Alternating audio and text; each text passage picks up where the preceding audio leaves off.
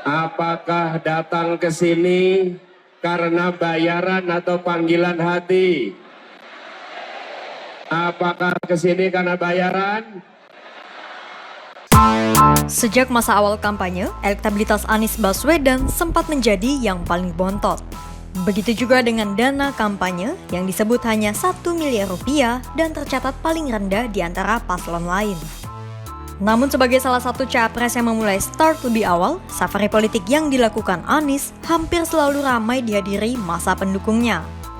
Seperti yang terjadi dalam acara kumpul bareng simpatisan Amin di Bone pada Selasa 17 Januari 2024.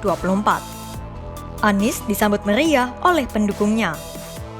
Sejumlah pihak pun bertanya-tanya, apakah luapan massa yang menghadiri kampanye Anies merupakan pendukung bayaran? Anies dengan tegas membantahnya lewat pernyataan terbuka kepada para pendukungnya. Sejak datang tadi pagi, saya merasakan suasana yang beda. Bapak Ibu, apakah datang ke sini karena bayaran atau panggilan hati? Apakah ke sini karena bayaran? Bapak sekalian, memang rupiah dan bayaran bisa mendatangkan orang, tapi mereka tidak bisa membangkitkan semangat seperti yang ada di ruangan ini. Betul? Ya, ada banyak yang bisa mengumpulkan orang pakai rupiah, tapi tidak bisa semangat seperti yang ada di tempat ini. Di sini bukan orang-orang bayaran, di sini adalah pejuang-pejuang perubahan. Jika dipikir secara realistis dalam melakukan kampanye, tak sedikit dana yang perlu dipersiapkan oleh para paslon. Mulai dari pembiayaan alat peraga kampanye, konsumsi, akomodasi, transportasi, dan lain sebagainya, tentu pengeluaran akan kian membengkak.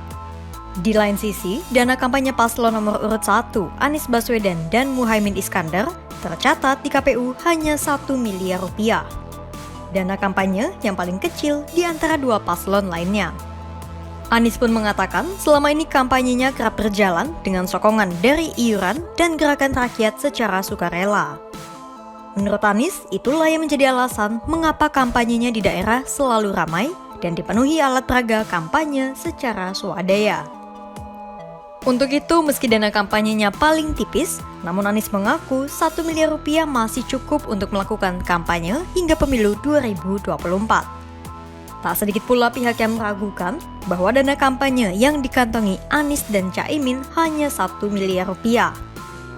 Adapun paslon nomor urut 2, Prabowo Subianto Gibran Rakabuming, memiliki dana kampanye 31 miliar 438 juta 800 ribu rupiah.